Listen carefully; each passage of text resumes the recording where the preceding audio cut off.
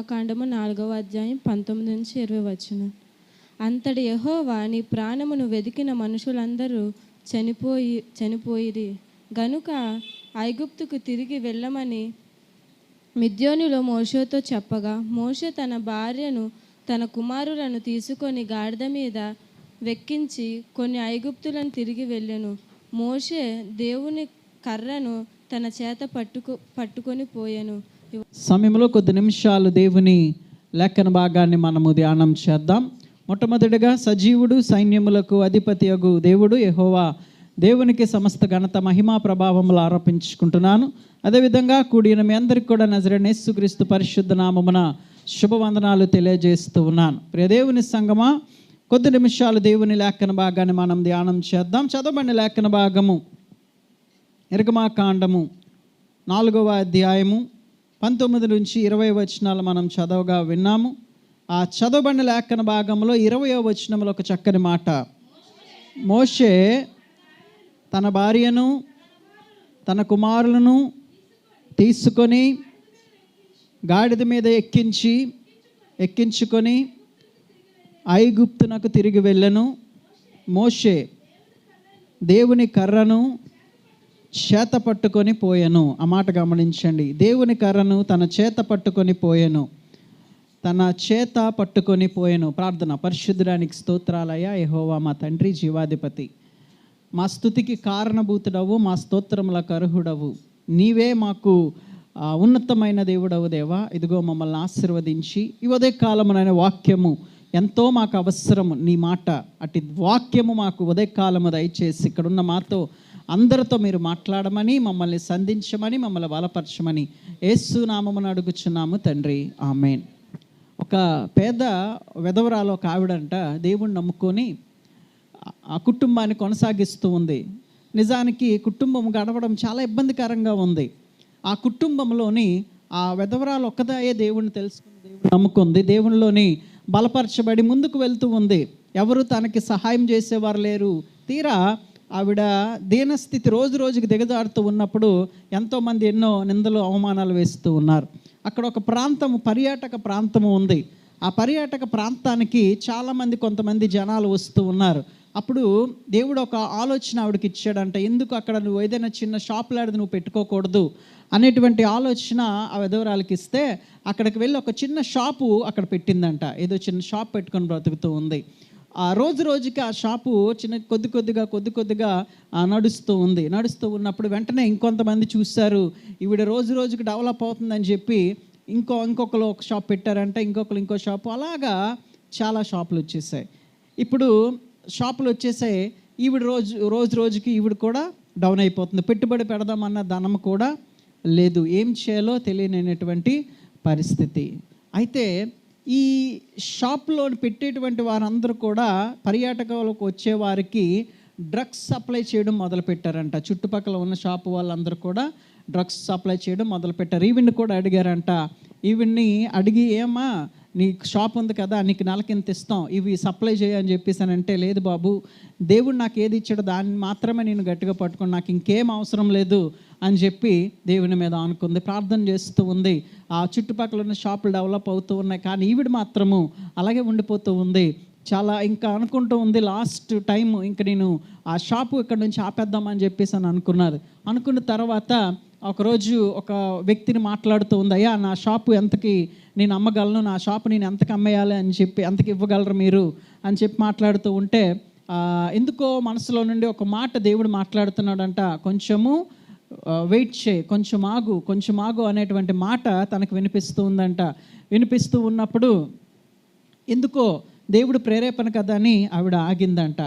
ఆ పర్యాటక ప్రాంతానికి ఒక కలెక్టర్ గారు వచ్చారు. కలెక్టర్ గారు వచ్చిన తర్వాత ఆ కలెక్టర్ గారు ఎవరో ఏంటో చెప్పకుండా సివిల్లోనొచ్చి మొత్తం షాపులన్నీ చెక్ చేయడం జరిగింది.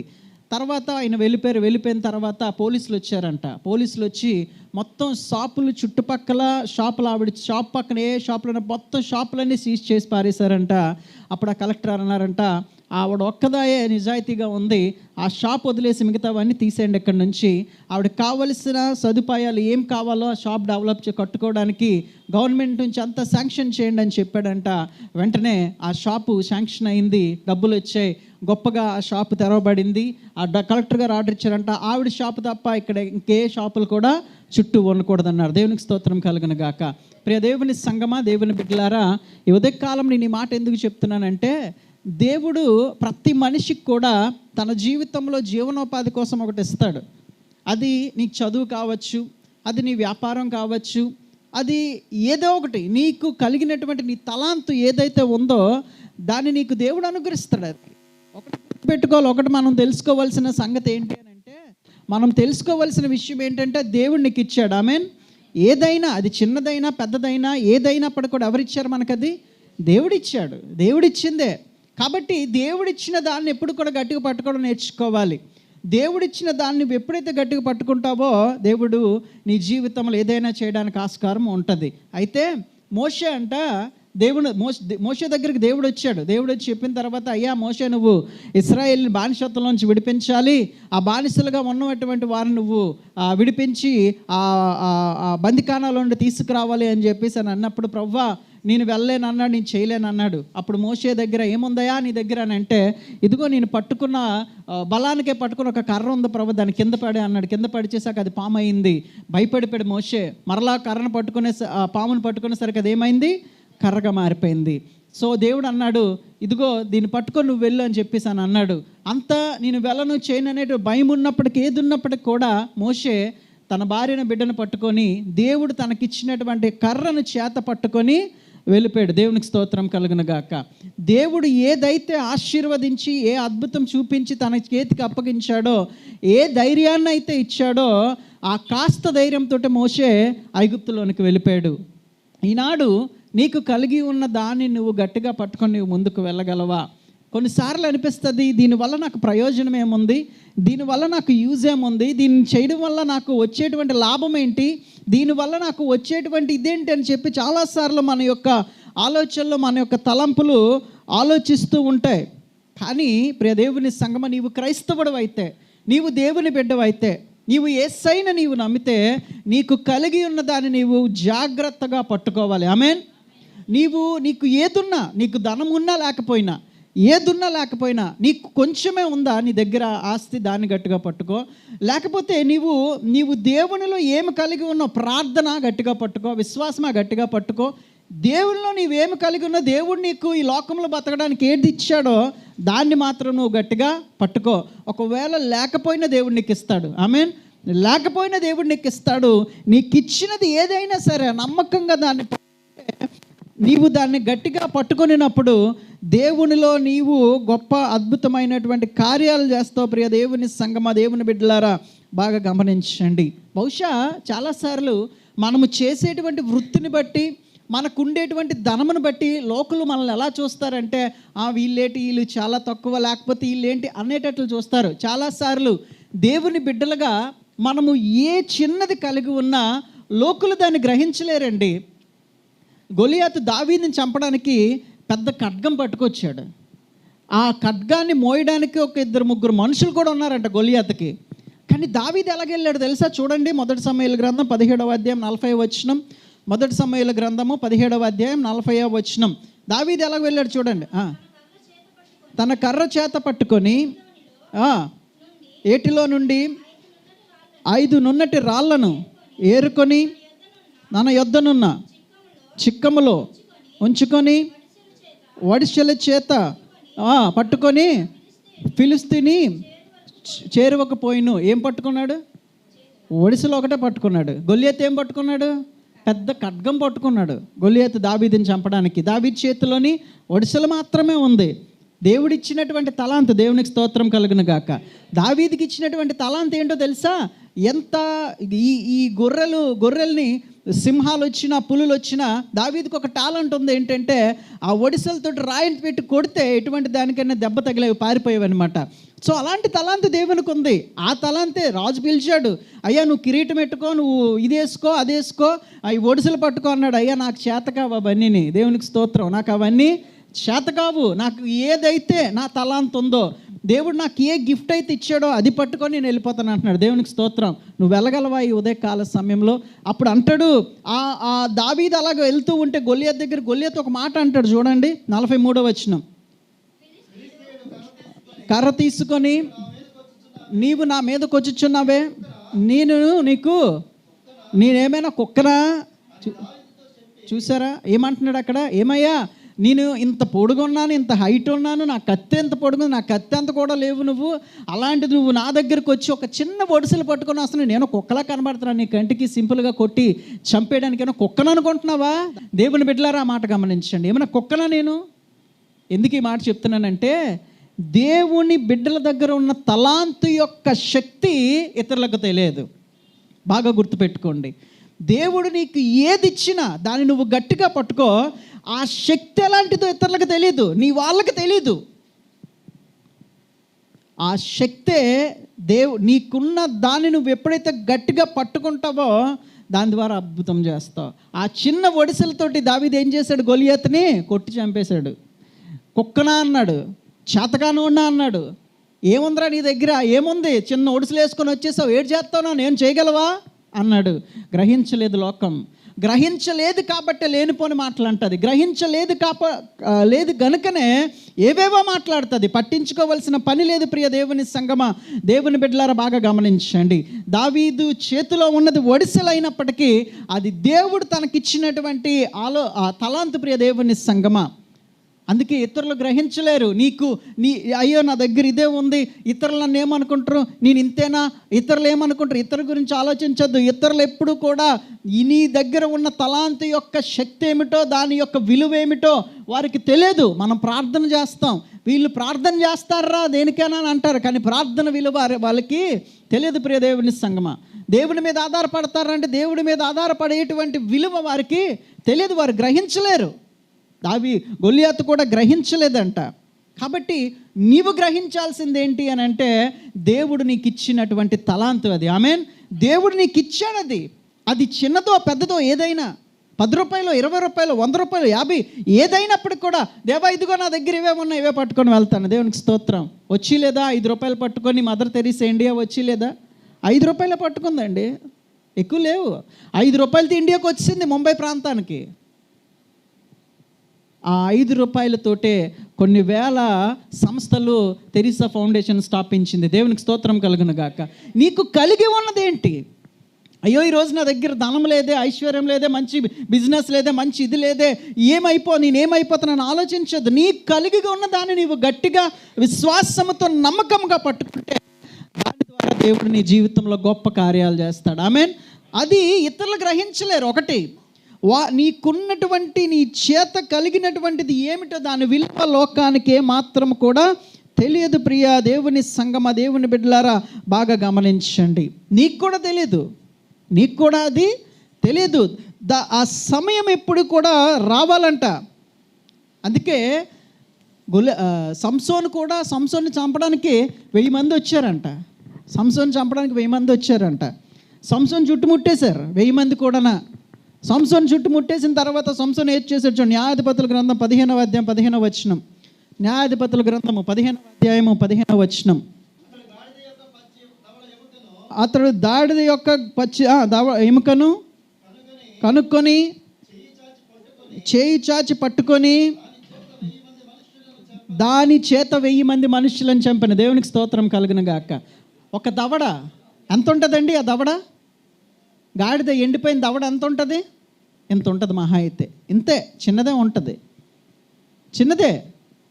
ఫస్ట్ సంసోన్ తీసినప్పుడు అనుకొని ఉన్నాడేమో, ఇదేటి దొరికింది, ఏ కత్తి దొరికినా బాగుంది, ఇది దొరికినా బాగుంది అనుకున్నాడు. కానీ ఆ గాడిద దవడ అంట 1000 మందిని చంపేసింది. దేవునికి స్తోత్రం కలుగును గాక.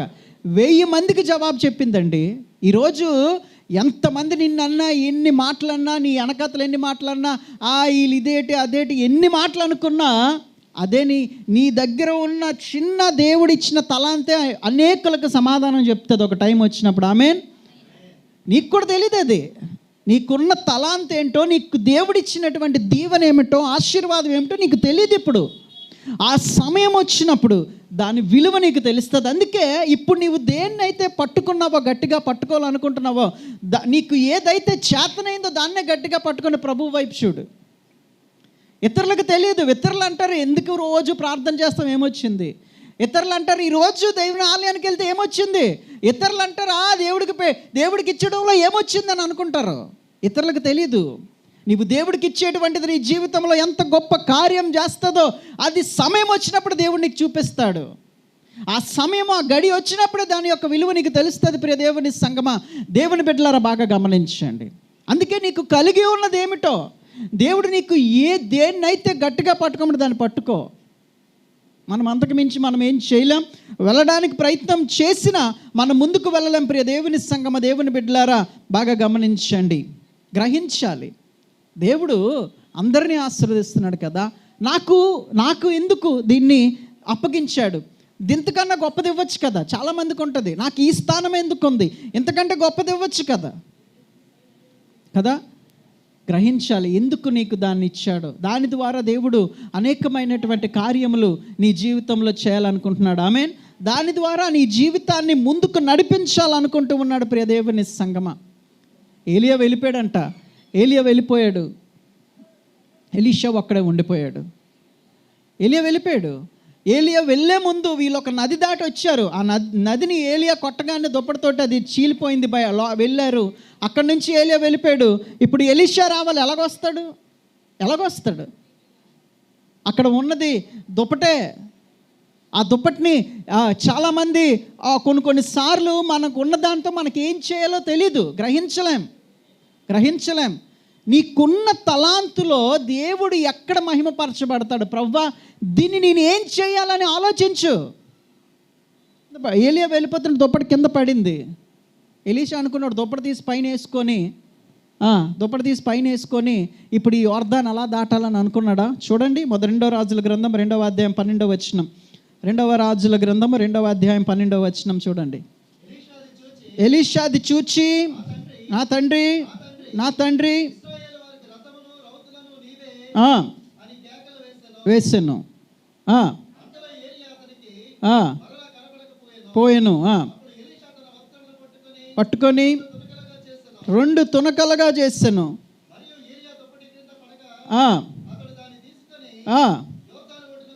వచ్చి వెలిచి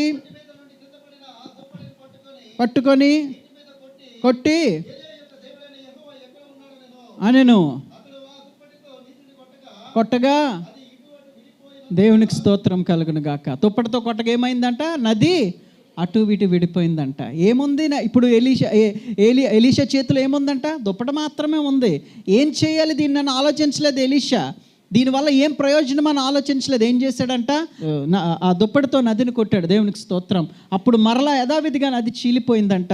ఇప్పటి వరకు ఎలీషా యొక్క ఆశ ఏంటంటే, నేను ఏలియా వలె అవ్వాలి, ఏలియా వలె 2 ఆత్మ నేను పొందుకోవాలి, 2 నేను దీవింపబడాలి అని ఒక ఆలోచన ఎలీషాకి ఎప్పుడు కూడా ఉంది ఏలియా మీద. ఏలియా వెళ్ళిపోతుండగా కూడా అదే అడిగాడు, అయ్యా నీకు ఏం కావాలని ఏలియా అడిగితే ఎలీషా అంటాడు, నీకు కలిగిన ఆత్మలో 2 పాలు నా మీదకి వచ్చేటట్లు చేయు అని అన్నాడు. అంటే ఇదిగో నేను ఇప్పుడు చేస్తున్న బిజినెస్ కాక ఇది డెవలప్ అయిపోవాలి, ఇంకా ఉన్నతంగా వెళ్ళాలి, నేను ఇప్పుడు జీవిస్తున్న జీవితం కాక ఇంకా మంచి జీవితం కావాలి, ఇంకా నేను అభివృద్ధి చెందాలి అనే ఆ ఆలోచనతోటి ఉన్నాడు. అయితే అక్కడ ఎలీషా చేసినటువంటి పని ఏమిటి అని అంటే, విశ్వాసము చేత, అయ్యో ఏలియా వెళ్ళిపోయాడు, ఆయన కొడితేనే ఈ నది చీలుతుందేమో, ఆయన కొడితేనే ఈ నది దాటగలనేమో అనుకోలే. ఆ దుప్పటి ఏదైతే ఉందో దాన్ని తీసి నీటి మీద కొట్టగా నది చీలింది. దేవునికి స్తోత్రం. ఎలీషా యొక్క దృఢమైనటువంటి నమ్మకం ఏంటంటే, ఏలియా పట్టుకున్న దుప్పటి, ఆ దుప్పటి ఖచ్చితంగా ఆ నదిని చీలుస్తుంది. దేవునికి స్తోత్రం. నీకుండవలసినటువంటి విశ్వాసం ఏమిటి అని అంటే, ఈరోజు నేను దీన్ని కలిగి ఉన్నాను, ఖచ్చితంగా దేవుడు నేను నమ్మకముగా విశ్వాసముగా దీన్ని పట్టుకుంటే రేపొద్దున్న దాన్ని అభివృద్ధి చేస్తాడు. ఆమేన్. దాని ద్వారా అద్భుతాలు చేస్తాడు. ఎలాంటి పరిస్థితినైనా నేను దాటేస్తాను. ఆమేన్. ఎలాంటి పరిస్థితి గుండానే దేవుడు దాటించుకెళ్ళిపోతాడండి. నీవు ఒడ్డునున్నావని ఆలోచిస్తున్నావేమో, ఇంకా నాకు దరి కానరాలేదని ఆలోచిస్తున్నావేమో, పరిస్థితులను కప్పేశాయేమో, ఆ పరిస్థితుల గుండా నేను ఎలా వెళ్ళాలి, నాకున్నటువంటి ఈ చిన్న ఇంటితో, నాకుండేటువంటి ఈ సమస్యలతో, నాకు ఈ బాధలతో నేను ఎలా వెళ్ళాలని ఆలోచిస్తున్నావేమో. ఇదిగో దేవుడు నీకు ఇచ్చిన తలాంత ఒకటి ఉంది. ఏంటో తెలుసా? ప్రార్థన ఉంది, విశ్వాసం ఉంది, నమ్మకం ఉంది. దానితో, నీకు కలిగి ఉన్న దానితో పట్టుకొని ఆ నదిని కొట్టు, సమస్యలను కొట్టు. దేవుడే నిన్ను అవతలకు తీసుకొచ్చేస్తాడు. ఆమేన్. ఆ చిన్నదే నిన్ను ఏం చేస్తుందంట? అవతలకు తీసుకొని వస్తుంది. పరిస్థితులు ఏవైనప్పటికి కూడా, దినములు, నీ గడియలు ఏవైనప్పటికి కూడా, దేవుడు నీకు కలిగి ఉన్న దాన్ని గట్టిగా పట్టుకొని దానినే దేవునికి అప్పగించు. దేవునికి చూపించి, దేవా దీని ద్వారా కార్యం చేయి అని అడుగు. దేవుడు చేస్తాడు. నమ్మకంగా ఉండు. ఎలీషా భక్తుడు ఏలియాకి నమ్మకంగా ఉన్నాడు. అందుకే ఆ దుప్పటిని ఇచ్చాడు ఏలియా. నీవు నమ్మకంగా ఉండగలవా?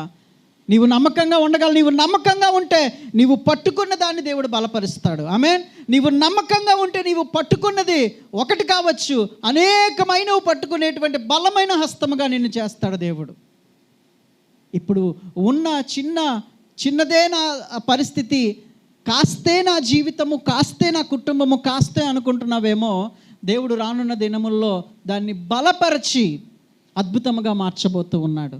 నీకు తెలియదు, నీవు గ్రహించలేవు. అది నీ చేతికి అప్పగించాడు. ఎందుకు దాన్ని చేతికి ఇచ్చాడు? ఎందుకు అది మాత్రమే నీకు ఇచ్చాడు? ఎందుకు చిన్న జీవితాన్ని నీకు ఇచ్చాడు? ఎందుకు ఈ చిన్న బ్రతుకునే నీకు ఇచ్చాడు? ఆలోచించు, గ్రహించు ఎందుకు ఇచ్చాడో. అందుకే ప్రతి విషయంలో ఏం చేయాలో తెలుసా? నీకు ఇచ్చిన దాన్ని బట్టి నీవు కృతజ్ఞత కలిగి ఉండాలి. ఆమేన్. నీకు ఏది కలిగి ఉందో, ఏమి కలిగి ఉందో దాన్ని పట్టుకొని కృతజ్ఞతలు చెల్లించి అంతే. యేసుక్రీస్తు వారు 5,000 మందికి ఏం చేశారు? 5 రొట్టెలు 2 చేపలు. 5,000 మందికి 5 రొట్టెలు 2 చేపలు ఎలా సరిపోయాయండి? 5 రొట్టెలు 2 చేపలు ఒకటి తినడానికి కూడా సరిపో కదా. 5 రొట్టెలు 2 చేపలు ఎలా సరిపోయాయి? యేసు ప్రభు వారు చేసిన పని ఏంటో తెలుసా? చదవండి. మత్తయి సువార్త 14వ అధ్యాయము 19వ వచనం చదవండి. మత్తయి సువార్త 14వ అధ్యాయం 19వ వచనం.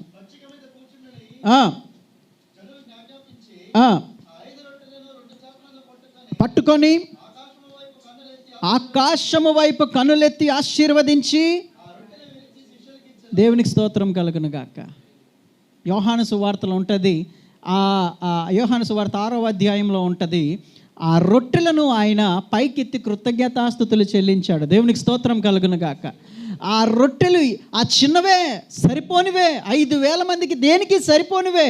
ఆ రొట్టెలనే పైకెత్తి స్తుతులు చెల్లించినప్పుడంట 5,000 మందికి పంచిపెట్టారు. దేవునికి స్తోత్రం కలుగును గాక.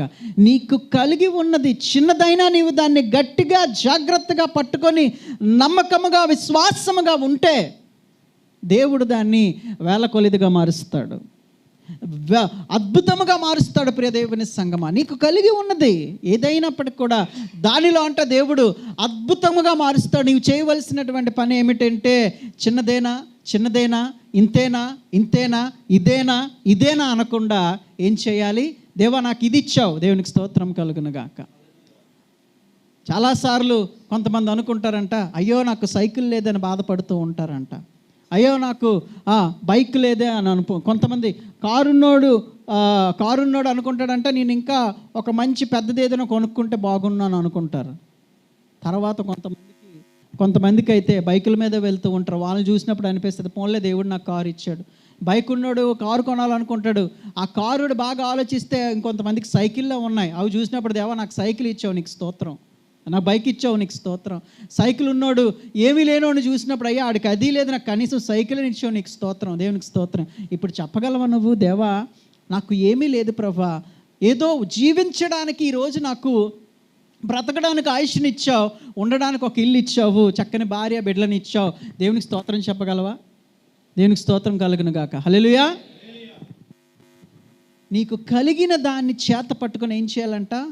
స్తుతులు చెల్లించు, దేవునికి స్తోత్రం చెల్లించు.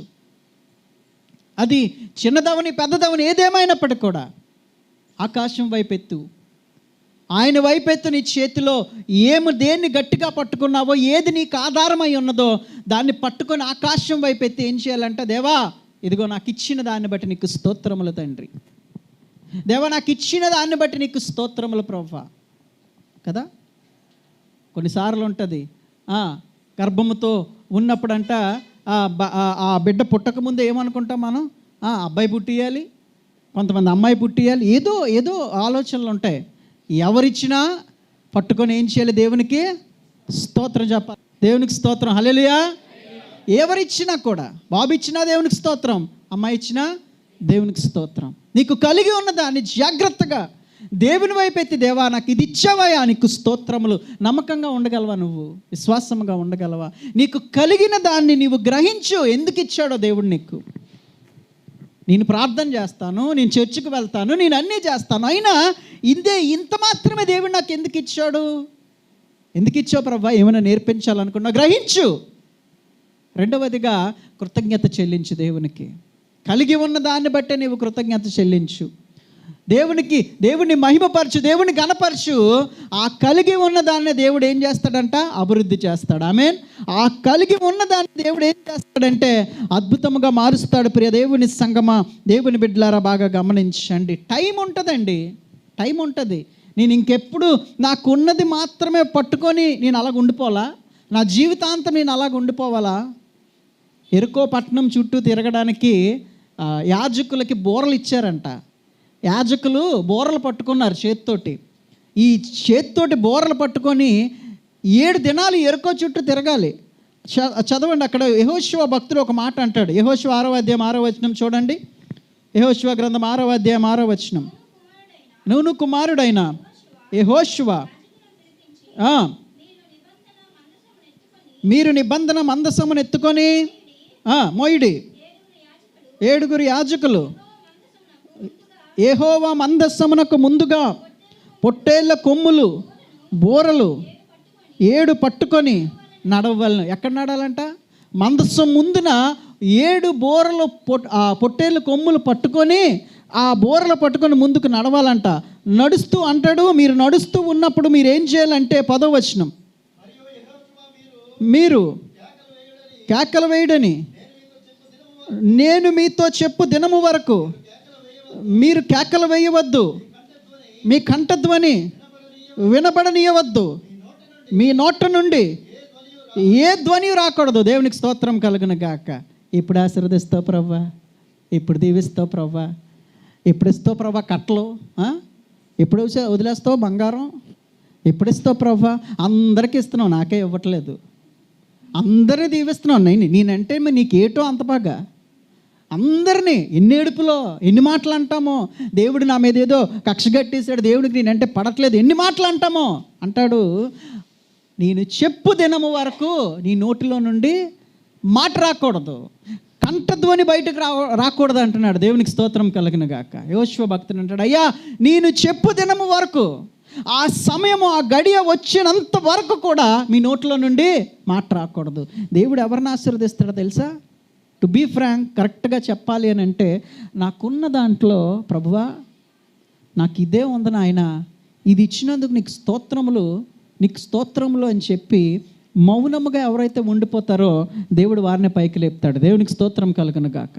ఉన్న దాంట్లో ఎవరైతే నమ్మకంగా జీవిస్తారో వాళ్ళని దేవుడు లేపుతాడు. అయ్యో రేపు ఎలా గడుస్తుంది, రేపు నేను ఎక్కడికి వెళ్ళాలి, ఏ పనిలోనికి వెళ్ళాలి, ఎవరు నన్ను పిలుస్తారు, ఏంటి నా జీవితం అని చాలాసార్లు మనం ఆలోచిస్తూ ఇన్నాళ్ళు నా బ్రతికి ఇంతేనా అని చాలాసార్లు అనుకోమా? గ్రహించు, దేవుడు వీటన్నిటి ద్వారా నీకు ఒకటి నేర్పిస్తున్నాడు. నిన్ను దీవించే గడి ఒకటి ఉంది, నీవు దేవుడితో మాట్లాడి నీవు మొర్రపెట్టే గడి ఒకటి ఉంది. ఆ దినము వరకు కూడా ఎంత సహిస్తావో సహించు, ఎంత భరిస్తావో భరించు, ఎన్ని ఇబ్బందులు వస్తాయో రాని, నీవు ఎంతవరకు సహిస్తున్నావు సహించు. దేవుడు అంటాడు, చూప్ చాప్గా ఉండి అంతే, మాట్లాడద్దు, ఇంక వేరే మాట మాట్లాడద్దు. నేను చెప్పు దినము వరకు కూడా. 7వ దినం వచ్చింది. యెహోషువ భక్తుడు అంటాడు, అయ్యా యాజకులారా మీ బోరలు ఊదండి అని అన్నప్పుడు వారి చేతిలో కేవలము 7 బోరలు మాత్రమే ఉన్నాయి. ఆ బోరలు ఊదినప్పుడు అంట ఎరుకో గోడలు బద్దలయ్యాయి. దేవునికి స్తోత్రం కలుగును గాక. ఆ చిన్న బోరలేనండి, వారు పట్టుకున్న చిన్న బోరలే ఎరుకో గోడలను బద్దలు కొట్టాయంట.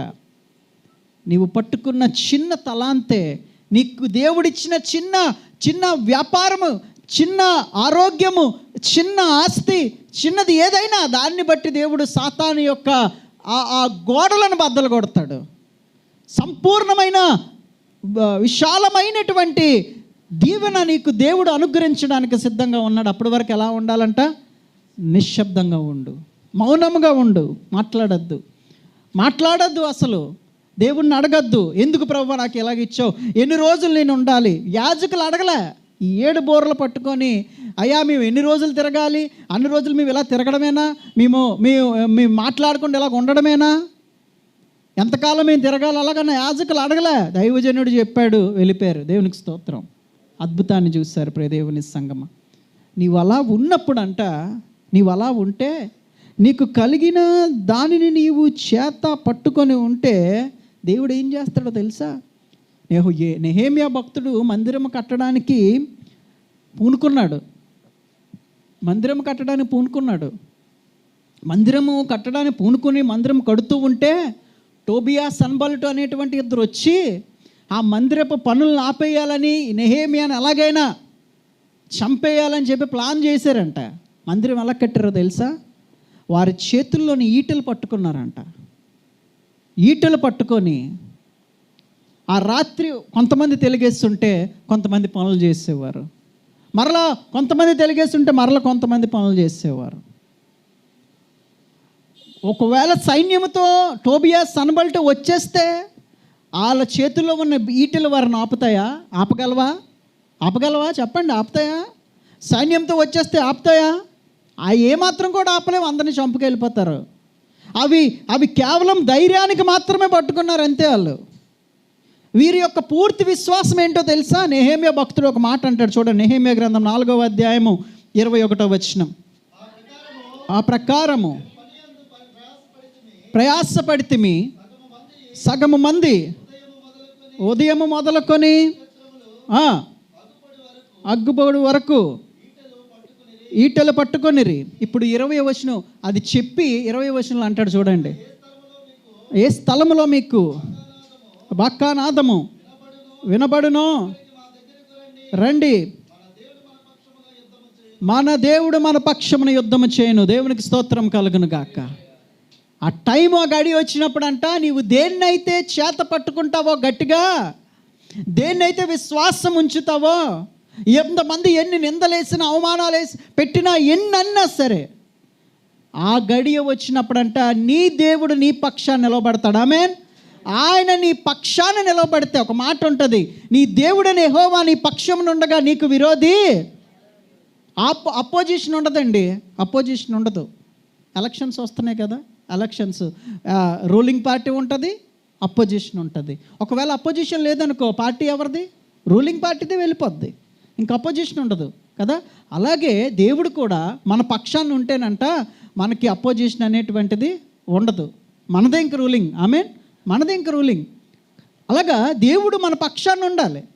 దేవుడు మన పక్షాన్ని ఉంటే మనకు విరోధి అయినటువంటి వారు ఎవరు కూడా ఉండరు. ప్రియ దేవుని సంగమ, దేవుని బిడ్డలారా, బాగా గమనించండి.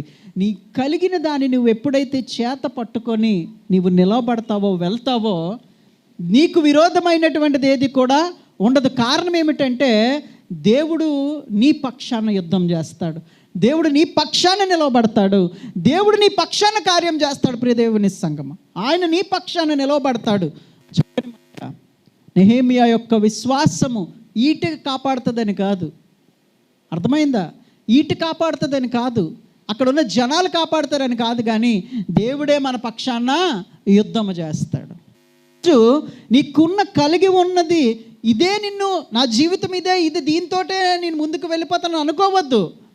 నీవు దాన్ని ఎంతవరకు గట్టిగా పట్టుకోగలవో, ఎంతవరకు నీవు నిలవబడగలవో దేవుడు చూస్తాడు. తరువాత దేవుడు కలుగజేసుకుంటాడు. ఆమేన్. తరువాత దేవుడు నీ జీవితంలోనికి వస్తాడు. నీ నమ్మకాన్ని బట్టి, నీ విశ్వాసాన్ని బట్టి, నీ మౌనాన్ని బట్టి, నీ సహనము బట్టి, నీ యొక్క ఓర్పును బట్టి దేవుడు కలుగజేసుకుంటాడు. ప్రియ దేవుని సంగమా, దేవుడు కలుగజేసుకుంటే నీకు వ్యతిరేకత అనేటువంటిది ఏది కూడా ఉండదు. ప్రియ దేవుని బిడ్డలారా, దేవుని సంగమా, బాగా గమనించండి. మోషే ఆ కర్ర చేత పట్టుకొని కొండెక్కాడంట. ఎందుకు పట్టుకున్నాడో తెలియదు, కానీ ఆ కర్రతోటే దేవుడు మహాద్భుతములు చేశాడు. అదే కర్ర అహరోను చేతికి ఇచ్చాడు. ఆ కర్రని ఆ మందిరంలో పెట్టినప్పుడు ఆ కర్ర చిగురించిందంట. ఆ కర్ర చిగురించింది. అందుకే అహరోను చిగురించి కర్ర అంటారు. ప్రియదేవుని సంగమా, ఆ కర్రతోటి గొప్ప అద్భుతములు చేశాడు. నీకున్న చిన్న ఆస్తిని బట్టి, నీకున్న చిన్న ఆరోగ్యమును బట్టి దేవుడు ఆశీర్వదిస్తాడు. రానున్న దినాల్లో బహుగా ఆశీర్వదిస్తాడు. చేతితో పట్టుకో గట్టిగా. దేవుడిని మర్చిపోవద్దు. దేవుడి మీద విశ్వాసం ఉంచు, నమ్మకం ఉంచు. ఆయన మీద కేవలం ఆధారపడు. దేవుడు నీ జీవితాన్ని అద్భుతంగా మారుస్తాడు. చక్కని మాట ప్రియ దేవుని సంగమా, దేవుని బిడ్డలారా, మనం బాగా గమనించినట్లయితే దేవుడు నీకు ఇచ్చిన దానిని నీవు జాగ్రత్తగా పట్టుకొనినప్పుడు, దేవుడు నీకు ఇచ్చిన దానిని నీ చేత గట్టిగా విశ్వాసంతో పట్టుకొనినప్పుడు దేవుడు నీ జీవితంలో అద్భుతము చేస్తాడు. ప్రార్థన చేద్దాం. పరిశుద్ధుడా, జీవాధిపతి, సైన్యములకు అధిపతి యగు మహోన్నతుడు అయిన దేవా, కృపాసత్య సంపూర్ణుడా, నీకు స్తోత్రాలయ్యా.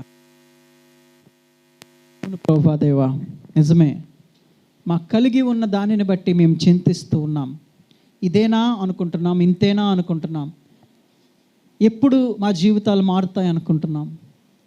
ఇంకెప్పుడు నా జీవితంలో ఫలభరితం వస్తుంది అని అనుకుంటున్నాం. ఎంతకాలం నేను ఇలా తిరగాలి అని అనుకుంటున్నాం. ఎంతకాలం నేను పరుగులెత్తాలి అని అనుకుంటున్నాం అయ్యా. కానీ అయ్యా, నీ వాక్యము సెలవిస్తూ ఉంది, నీకు కలిగిన దాన్ని గట్టిగా పట్టుకోమంటున్నావు. ఆ కాస్త స్థానము, ఆ కాస్త స్థితి ఎందుకు ఇచ్చానో గ్రహించుకో అని అంటూ ఉన్నావు. దాన్ని బట్టి నన్ను గణపరచు అని అంటున్నావయ్యా. స్తోత్రాలు. ఎస్, మాకు కలిగి ఉన్న దాన్ని బట్టి అయ్యా మేము మిమ్మల్ని గణపరుస్తూ ఉన్నాం. మాకు కలిగి ఉన్న దాన్ని బట్టి నీకు మహిమ చెల్లిస్తున్నామయ్యా. మమ్మల్ని ఆశీర్వదించి మాకు కలిగిన దానిని బట్టి మమ్మల్ని దీవించమని, మమ్మల్ని దర్శించమని, మా పక్షమున నిలవబడి కార్యము చేయమని యేసు నామమున అడుగుచున్నాము తండ్రి. ఆమేన్.